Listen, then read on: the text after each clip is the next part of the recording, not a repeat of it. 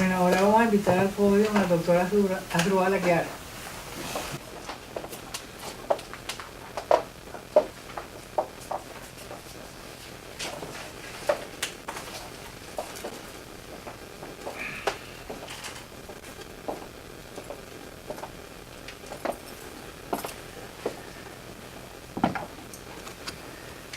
Queridas amigas, queridos amigos, querido Carlos Alberto, queridos amigos del presidio, estamos en familia, ¿no? Y eso facilita quizás la tarea que me había propuesto luego de la petición que me ha hecho Orlando Avendaño de acompañarlo en la presentación de su primer libro, que fue su tesis incluso universitaria, ¿no?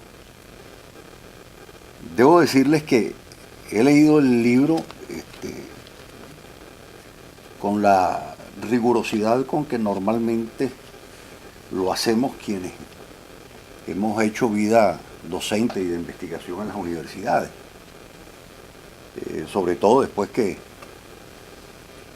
luego de haberme yo separado de la docencia regular, he quedado básicamente para cumplir tareas de jurado examinador de tesis en la universidad. Y con esa óptica concluí la lectura en la noche de ayer. Debo decirles en primer término que es un libro que va a ser historia. Y que va a ser historia en Venezuela.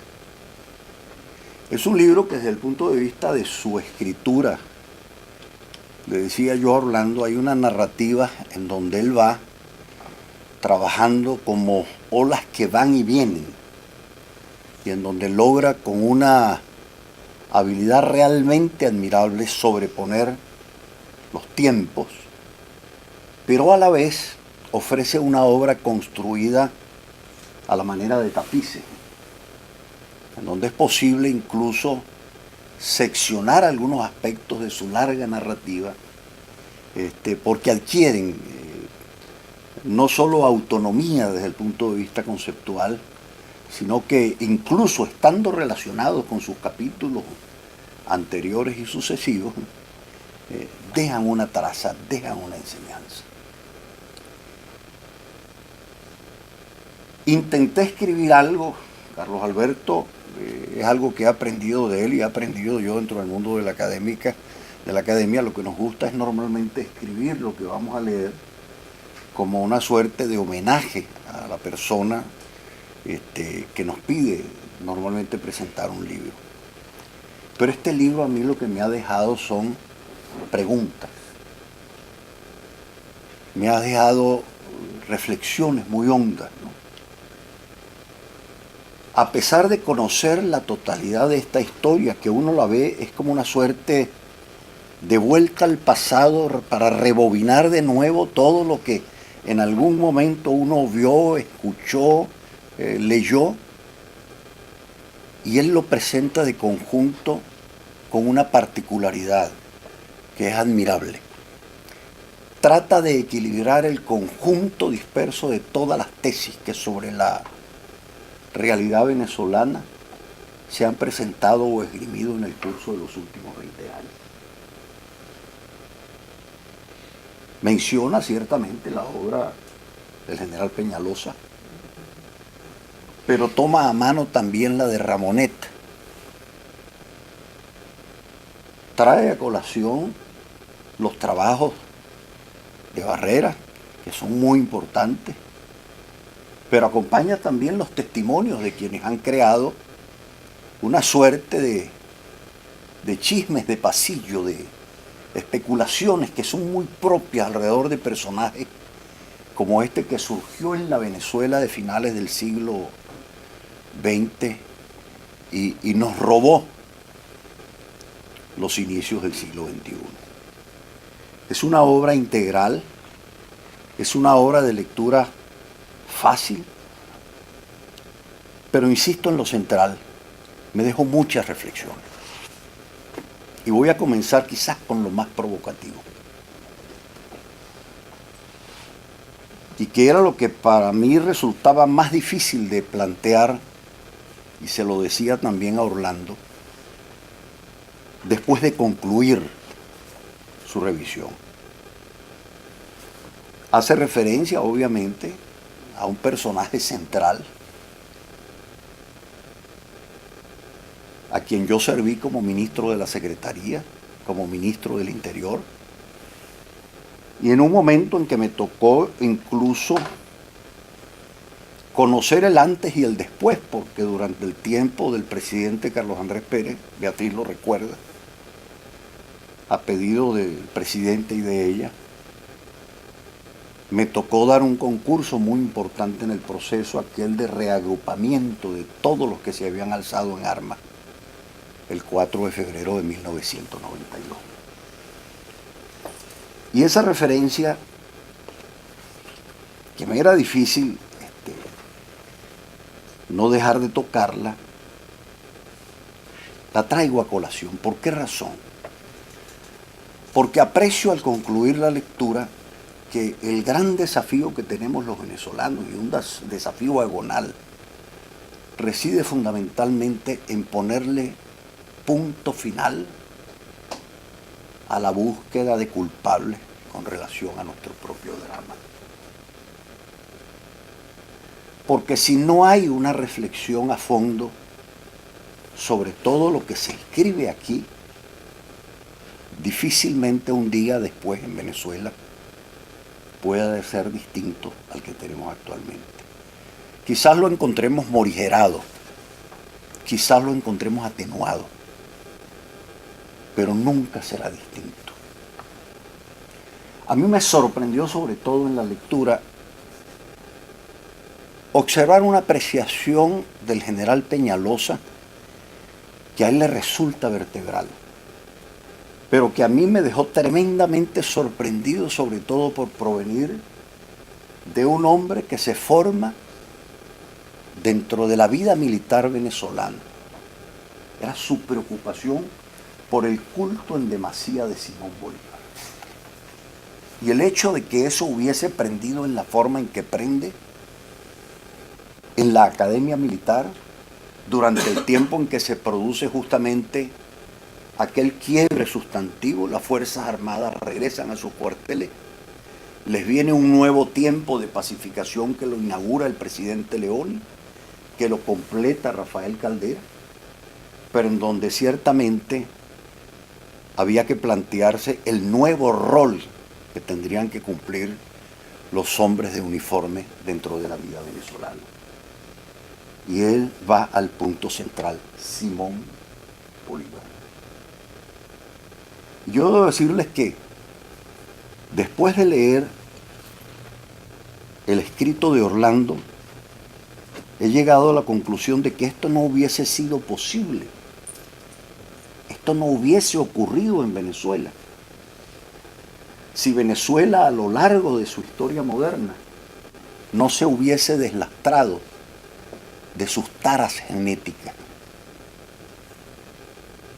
Y cuando me refiero a las taras genéticas, me refiero fundamentalmente el asumir a la patria como botín propio del gobernante de turno y el culto recurrente del gendarme necesario. Ahí está la explicación de todo.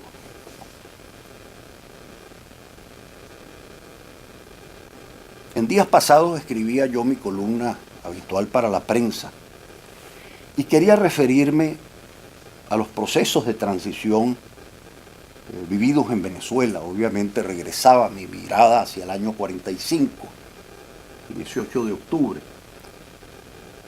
Trataba de otear sobre el 23 de enero de 1958 y el primer empeño que pongo es el encontrar el discurso que Wolfgang Larrazábal le dirige a los venezolanos en aquel instante, que es quizás mi primer choque con la visual de una televisión en blanco y negro. Yo muy pequeño, recuerdo a mi madre muy exaltada, mi padre regresaba de la cárcel pero yo veía una televisión en blanco y negro en donde estaban unos señores allí que con el tiempo supe que eran Wolfgang Larrazábal y los integrantes de la primera junta militar, en donde estaba el turco Casanova y Romero Villate, antes de que ingresasen Eugenio Mendoza y Blas Lamberti. No encontré el discurso de Wolfgang Larrazábal. No aparece en las redes. Tuve que apelar al diario El Universal, a las fotografías que se hicieron para un libro que me tocó escribir por pedido de ese diario sobre la historia del siglo XX. Pero cada vez que abría la página me aparecía otro discurso, de manera repetitiva, 23 de enero de 1959, un año después. El discurso de Fidel Castro en la Plaza Oleari de Caracas. ¿Y qué decía Castro en aquel momento? Hablaba del bolivarianismo.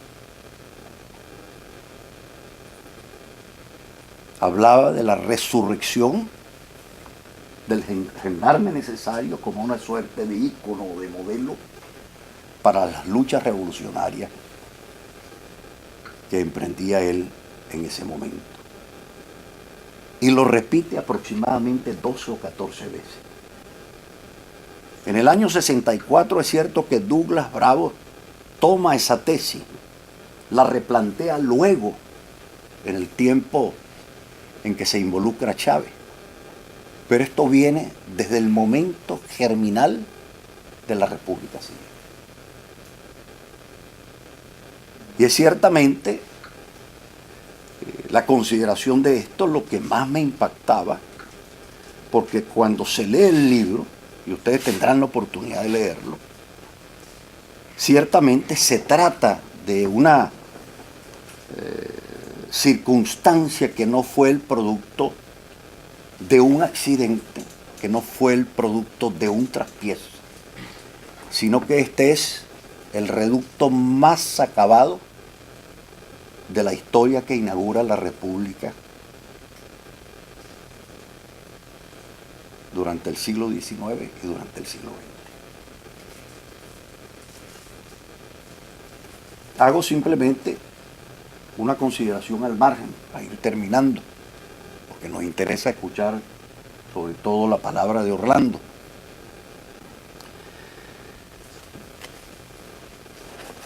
Cuando cae la Primera República, como producto de un traspiés de orden militar, que es aderezada por una traición en la que incurre nuestro padre libertador frente a Francisco de Miranda, quien se había planteado salir de Caracas, ir a Curazao y continuar hacia Colombia, para luego reingresar, como se lo recomendaba su secretario a territorio venezolano. Bolívar hace preso a Miranda.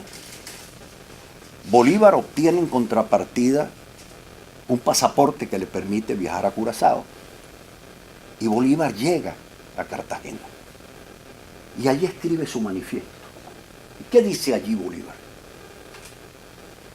Que una suerte de loquitos estaban reunidos en la ciudad de Caracas, imaginándose repúblicas aéreas. ¿Quiénes eran los loquitos que estaban sentados allí en el Congreso de 1811? Logro hacerme del Manual de Forastero, primer libro que se imprime en la ciudad de Caracas, en 1810, autoría atribuida a Andrés Bello, y en las páginas veo la Pontificia Universidad de Santa Rosa de Lima y de el Beato Tomás de Aquino. Y hay unas listas de quiénes son en aquel momento los doctores en cánones, los doctores en letras, los doctores en derecho, los doctores en filosofía, los doctores en medicina, entre ellos el sabio Vargas. Bueno, el 94% de los congresantes que se reúnen en 1811, firman nuestro primer estatuto en materia de derechos, dictan una constitución de carácter liberal, desconcentrando la estructura del poder dentro de la misma filosofía liberal que se asume en España en el 812 con las Cortes de Cádiz, con unas formalidades, meramente formalidades copiadas de los franceses y de los ingleses. La parte sustancial era la primacía de la libertad y el carácter subsidiario de la organización pública. Cuando Bolívar escribió en Cartagena, dice de manera lapidaria, es que el pueblo venezolano no está preparado para el bien supremo de la libertad.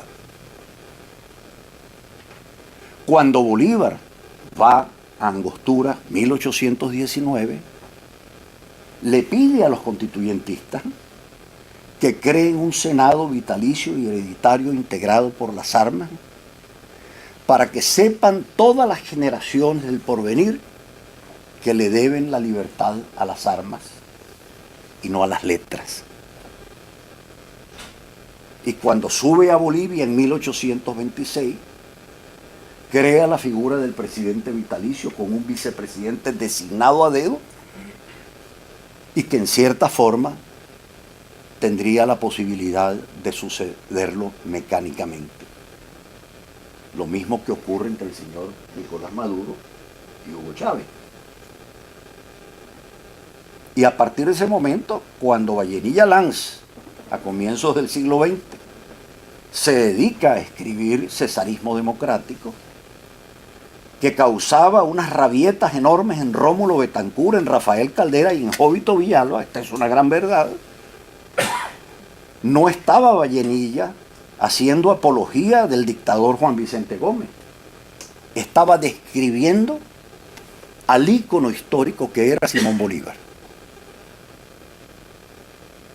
Tanto que en el momento en que nos separamos de Colombia, 1830, el primer cubano que se involucra en nuestras realidades, Francisco Javier Llanes, presidente que fue del Congreso del 811 y presidente del Congreso de Valencia en 1830, se dirige a Cundinamarca y le pide a los cundinamarqueses, tenemos una exigencia, desaparezcan de su territorio y no nos los devuelvan a Venezuela, a Simón Bolívar, en donde está el origen de toda nuestra tragedia. Esto no por irrespetar o permitir la declinación de una figura histórica fundamental en nuestra vida, como venezolanos, a quien no hemos dejado reposar, sino por una razón mucho más de fondo.